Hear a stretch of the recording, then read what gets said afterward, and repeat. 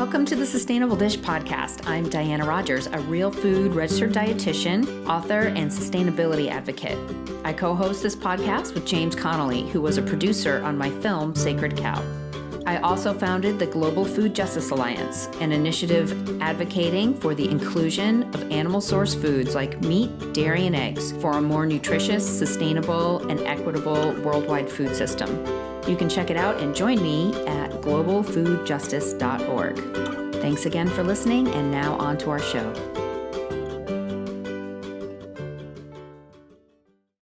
Welcome back to the podcast, everyone. I am so happy to have with me Duke Phillips from Ranchlands. I'm going to be doing a workshop there in October, so we'll be talking a little bit about his background, about how Ranchlands came to be. There's a couple different locations, and then if this is of interest to you, you can actually join me in late October in Colorado at the Zapata Ranch and see everything for yourself. So I'm so excited to be chatting with you, Duke. Thank you for your time.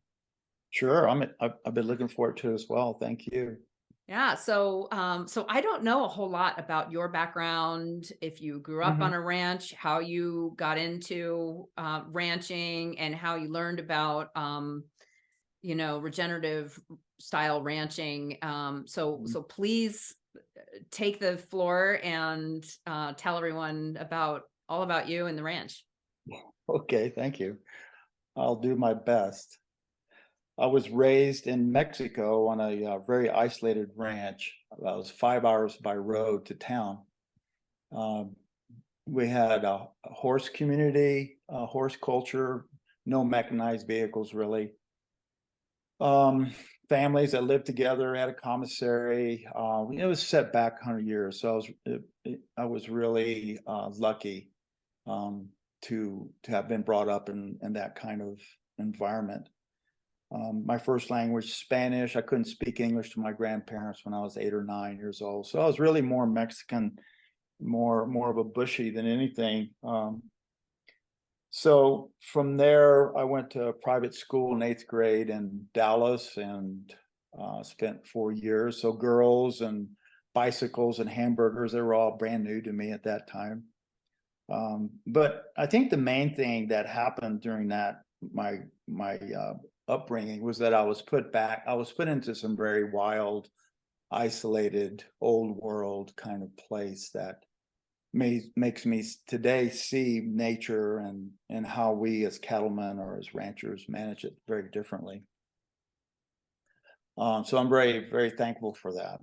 I used to go out with 4 or 5 horses, tied nose to tail, and just go back up into the bush and make a camp and just ride and be up there alone. So it was a really, really fun time that I can remember. But anyway, then I went to school in Dallas for 4 years, and then from there I went to the University of Puget Sound and got a degree in creative writing and translation. I don't know how that happened, but I was studying a lot of different, like ecology and economics and business and geology, and I just couldn't find what I wanted until I met a teacher who says, you could be a writer someday. And so it cast me under that spell for a long time. But anyway, in my 20s, I traveled to Australia and worked out in the bush on very big, multi-million acre properties where there were no fences, because I wanted to see what it was like back in the 1900s, when we had no fences or anything. I worked all over the United States on ranches. I was going to write a book about cowboys around the world, and was getting ready to ride from Oregon to Argentina working on ranches, when I met a guy that said, I'm buying ranches all over the West, and I want to create a ranching empire, and I want you to come run them. So I went to work for him. That distracted me from my journey on writing that book, and began a career at 30 years old managing a ranch. And for the next 10 years, I basically ran his ranches and worked for other people. And finally, I ran into an opportunity to lease a ranch. The Colorado State Land Board gave me put out a RFP for a large ranch in Colorado that I ended up winning. And that was really the beginning of Ranchlands, the company that my son and daughter and I are full partners in. And basically that was the beginning of Ranchlands. I was not expecting that. That's fantastic and really interesting. So, so talk a little bit about what you've seen change in your time, and maybe the different styles of ranching. You know, a lot of people that are listening to this may be familiar with Alan Savory's work, or have seen my film. Right. But what was it like in Mexico Mhm. versus Australia? Like, what are the different styles that you saw, and how have you incorporated some of that into your own work? In Mexico, the people were, living 5 hours from town. It was a community that was really self-sufficient. And so, for example, we would make paintbrushes out of yucca plants, and we'd go make whitewash out of rocks. And so we really lived, medicinal qualities of plants were very, very well known and part of the culture. And people, we grew our own food. So it was very, very much more about living in sync, in harmony with your natural environment, and depending on it and depending on each other, sense of community, families and single men working on a in a tight place where, and very typical ranching today, where you live, work, play together, in a very close connection to each other. Australians are amazing. The camaraderie that exists in Australia is incredible. Big difference between American ranching and Australian is that in the United States, ranching or cowboys are viewed very romantically. We're sitting on the side of a hill, chewing on a piece of grass, surveying our kingdom, and life is, very cool and relaxed, Marlboro which is Man. not the truth in Australia. Yeah. It's not like that, but there's this global perspective on, the cowboy, the romance associated with the American West and so forth. In Australia, the bushman or the agriculturalist is more of a blue collar. They don't have that romantic or as much as American cowboy. But anyway, when I was there, cattle were run, and out in the wild, and half or three-quarters of them were completely wild.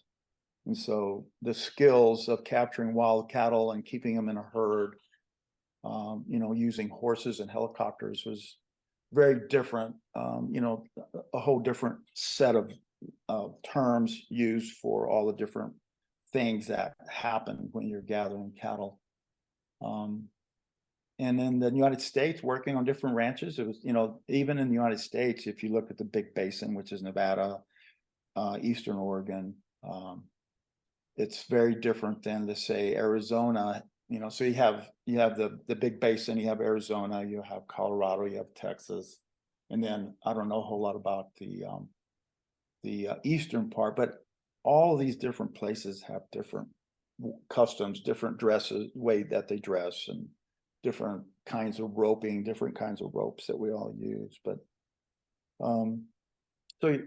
so anyway, I don't know if I answer your question or. I just wanted to hear a little bit more about your impression. So there was no wrong answer to that. I was just so Yeah. curious, because you have had this unique experience that nobody else has had in your background. So and so roping is one of the things that you teach, that our workshop attendees might get to learn. There's leather crafting. How did your love of ranching turn into what is now Ranchlands? And can you explain your operation today? Sure. Well, I've been working for other people. I was raised in an environment where my family was owners, and then some things happened, and that whole business went away. And then and so I had spent high school and my 20s working for other people, even into my 40s. And so leasing that ranch, the Chico Basin Ranch, which is the one that I won through the RFP, was my first opportunity to go into business for myself. And I went in, I didn't have anything except 30 cows, 7 horses, a welder, a truck, 2 trucks, and just a very basics, a lot of debt with a, not 80,000 acre ranch. So that was an adventure, and it was like a dream come true. All of a sudden I was stepping out the door and I was on my place, and it was really exciting. And I had a young family. And so anyway, that's how it all started. And the way I made my living is I took other people's cattle in.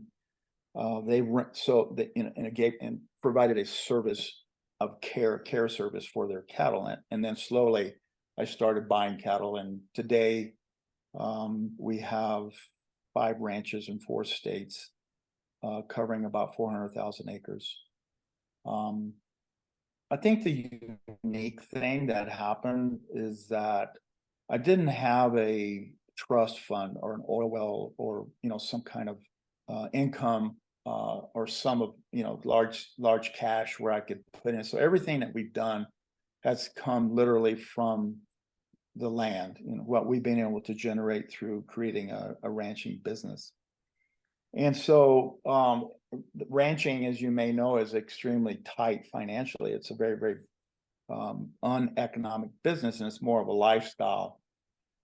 And so, and especially if I was leasing a ranch, my costs were even higher. So I started looking at land multidimensionally. How many different things can we do by using the land to create a diversified business? And so we invited people to come work with us, not a dude ranch, but if you want to come and find out what it's like to ranch, get up at early in the morning, go out with us. And we invited artists to come out to the ranch to paint, and then we put all of that work into an exhibit and thought, well, we make a little money on a commission, right? And then we had concerts. We invite people like Steve Earle, Americana singer-songwriters to come to the ranch and have a concert. And we thought, well, we'll make a little extra money, selling tickets and burritos or whatever. We also started an education program that sees about 2,000 kids that come to the ranch every year, and to learn about the important role that grazing plays. And we have a new initiative that we call the Collective that is trying to put our constituency together to create a movement that shows how the compelling model ranching offers as the largest conservation alternative there is across the American West. And so a lot of things have happened in terms, not only have we built our business up and we own all the cattle we run, but all these other things that we started doing, trying to bring the public out to the ranches, all the kids, teachers and families. We have tons of workshops that go from plant ID to roping to painting to photography, livestock handling, horsemanship. So there's a whole myriad of workshops and clinics that we provide. And so over time, what happened is that we started the idea of building bridges between people in town and people who live out on ranches became kind of a core theme of what we do. And all of a sudden, that has become part of who we are, as opposed to, strictly a business trying to make ends meet. We also have a ranch management guild where we train young people to be leaders in ranching, and all of the ranches that we manage are led by young people that we trained, and we have a lot of young people who have gone out and are now managing ranches. So it's become one question that people always ask, they say, how come you guys are so environmentally, what makes you different? because conservation and environmentalism is a really big part of what we do. And I say, well, it's not really unique to us. All ranchers are like that. Everyone lives on the land and they have families and they care deeply for the land. And so it's not unique to us. All we're trying to do is tell that story, of why it's so important and why grazing is so important. So that's all. Yeah, there was a study that was done. I'll put a link to it in the show notes, and I'll send you a copy of it if you haven't seen it, because they did a study on American West ranches and the economic benefit that having grazing cattle does to the land. And for each animal, it was over $1,000 worth of benefit. And for every pound of, and for every pound of meat, I believe it was around $2 for every pound of meat. And that wasn't any fancy branded TM style of ranching. That was ranching. And so I am always trying to get that message out there that,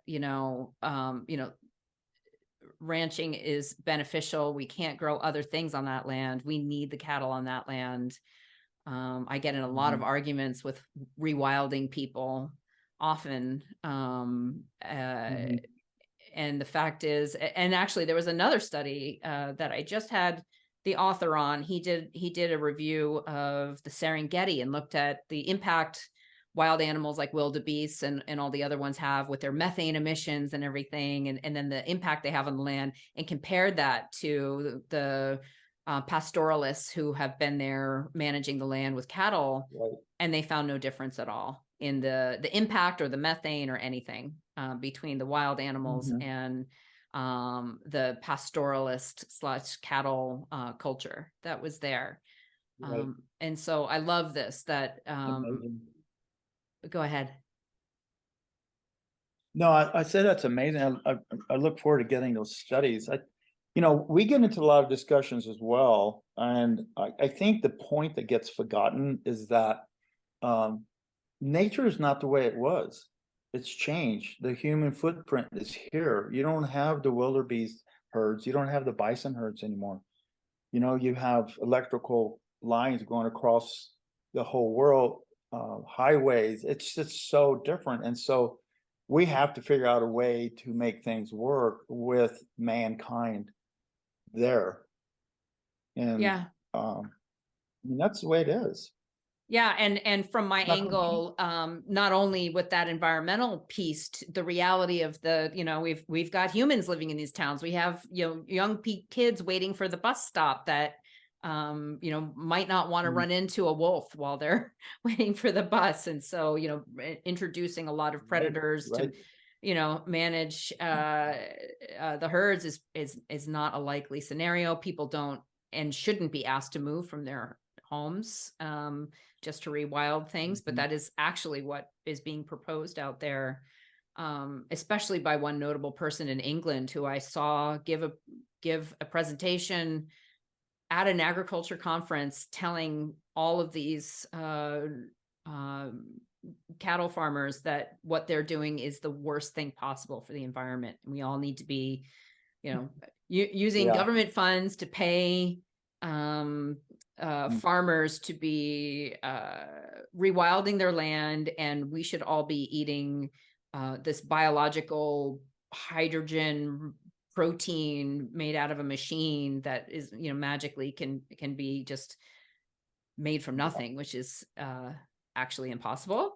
But when we pull in not only the human footprint on the land, but then we also look at human health. That's why I'm so excited to come, because we've also at the same time have a massive health crisis. People are it's a new form of malnutrition. We have people who are overweight and malnourished at the same time. They're over consuming commodity cropping that's been transformed into ultra delicious garbage food. And the government is telling us to eat this, right? That it needs to be at the base of our diet. And the most common nutrient deficiencies are best found in foods like beef and liver and these traditional foods Right. that humans have always eaten. So Mhm. that's the other problem with rewilding. It's not just the land is going to suffer, we don't have the herds, but who gets to eat that? Is it the wolves or is it humans? Humans need food Right. too.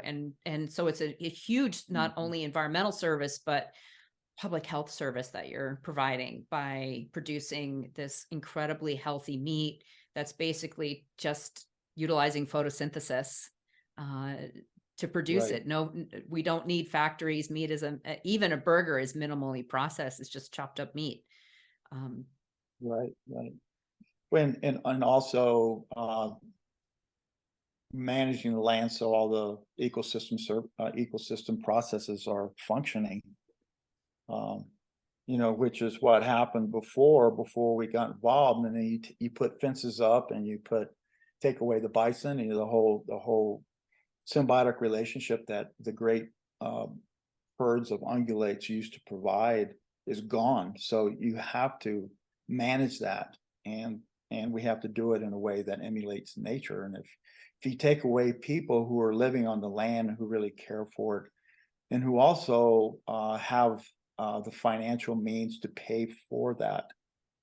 So what I'm meaning is that if you have a cattle business and the cattle themselves are the tools that are regenerating the land, well, then you don't have to go out and raise money like like the Nature Conservancy or environmental groups have to do to implement conservation programs. It's happening, and it's self-supporting, and it's emulating the way that nature has always functioned. And mm. so it's really, really important. People don't really realize that. Do you have a label for the style of ranching that you subscribe to? Not really. I mean, there's been so many terms like regenerative ranching now. Thank God it's taken off, and it's become, um, I think, much more widely accepted or known. But savory grazing or intensive uh, grazing, or there's so many terms that have come before the regenerative grazing. To me, I guess it's intensive management. A lot of people say, well, do you do intensive grazing or rotational grazing, or, whatever term they happen to know? And I say, no, not really, because what you're doing when you're doing these kinds of grazings, you're intensifying the process. You're taking what used to be groups of small cattle that are spread out, and you're putting them all into one herd and rotating them in a migratory fashion, so that you have a herd effect on the land like bison used to have in these huge herds. And so you're resting all your land. And so as soon as you do that, your little problems become big ones immediately. Hmm. You can't run out of water, and you can't have a disease pop up because your concentration of cattle are so big, it affects everything.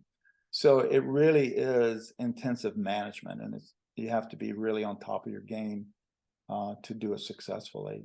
I took my first course from Alan Savory back in early 1980s, and I've been practicing it, I guess, now for almost 40 years. So Yeah, I think it's the piece that gets uh, overlooked by people who are trying to analyze all these different styles is that it yeah, needs to work for you. It needs to work for your land, for the size of your mhm, herd, and it needs to work for you economically. Those are all important right, components of sustainable ranching. And there's not one size fits all, and what works in Vermont right, versus Mexico versus Australia mhm, versus, to the Chico Basin, right, or for your family situation, right? Maybe right, you can't physically be mhm. on that one ranch, so there's just so many variables that make any kind of system work or not work for any individual or group of people. Yeah, that's a really good point.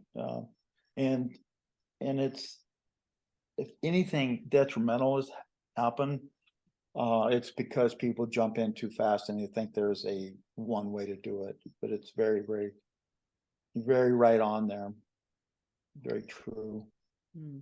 When Alan Savory first came and he started talking about putting cattle together and creating pie-shaped pastures, a lot of people jumped in and went broke because they just kind of forgot everything and thought, okay, I got to do this, got to double the capacity on my land and this and that. And pretty soon they got in trouble. So I've always said, just go really slow. It's the fastest way to get there.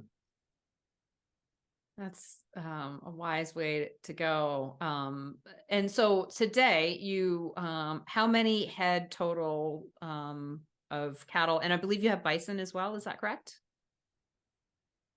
We run a large ranch for the Nature Conservancy, and they have a large herd of bison. It's a conservation herd that we manage for them, and they've owned it since let me see, I guess the 90s, somewhere that point. But yeah, that's a fun project. There's about 1,500 head. It kind of varies within the season. And conservation herd basically means that you're trying to emulate a herd, how bison once were. So your female to male ratios are as close as you can to 50-50. You don't brand, you don't do anything, you don't wean, you don't you gather once a year and sell the ones that you're going to sell, to pay for the cost of operating the ranch. Everything else is cattle. We're very diversified in our ranching operations. We have a seed stock herd that produces all the bulls that we use across all our ranches. That herd is Beefmaster, and it's one of 3 American breeds. And it's basically a philosophy that has created the herd, embodiment of a philosophy. So if a cow loses a calf to a coyote, we get rid of the cow. We don't shoot the coyote. If the herd becomes anemic due to an infestation of lice or flies or some other kind of problem, well then we get rid of the cow and the calf. We don't spray the whole herd. No antibiotics are given only to those that get sick, and they're identified and sold separately. So it's really trying to create an animal that is completely blended into its natural environment. And that breed goes back to the 30s, 1930s. I worked for the Lassiter family for 10 years out of Colorado. Tom Lassiter founded it. So, but anyway, so we use a Beefmaster breed of cattle and produce calves, and then we take cattle we graze them on pasture, and then either sell them as our meat product that we sell, or we'll sell them on the market. Right. Yeah. Commodity market. Yeah. And so for someone who's listening that might want to come meet you, learn about this, do they get to meet you at the Zapata Ranch? Like who's hanging out at Zapata where I'm going to be? And also folks can check out the website, but this is not a romanticized, there's no spa services. There's it is not like a glorified fake ranching situation. This is like you're actually visiting a ranch, and the rooms are very lovely, but it is not luxury pampering. Right. You have a choice of either going out on rides with wranglers, or you can go out on the ranch and actually do ranching stuff. The Nature Conservancy has been a long partner of ours, and we work really closely together. They own the ranch. It's right next to Sand Dunes National Park. Has a full chef, staff, and it's a lot of fun. I'm there a part of the time. We also have other ranches that offer the same kinds of, not the same kind, but each ranch is different. For example, we have a pack trip into the Bighorn Mountains this summer. that takes people up for a week, 10 days. We have a ranching experience on the Chico Basin Ranch, is what we call hardcore ranching, where